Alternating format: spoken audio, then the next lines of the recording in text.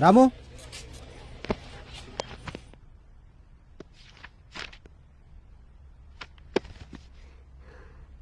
నన్ను పెళ్లి చేసుకుంటావా?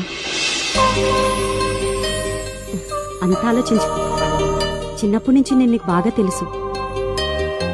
నేను నీకు చాలా పర్సనల్ కూడా.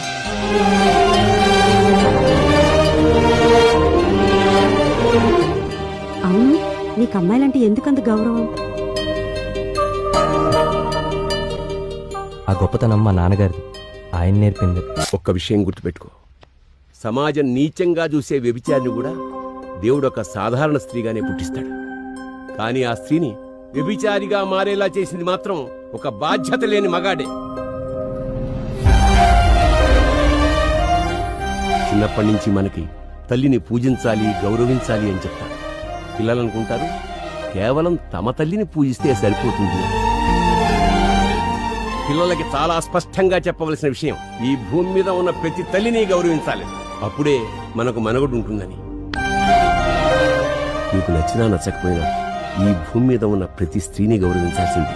ఎందుకంటే నువ్వు నీచంగా చూసే స్త్రీ కూడా ఒక తల్లే కాబట్టి.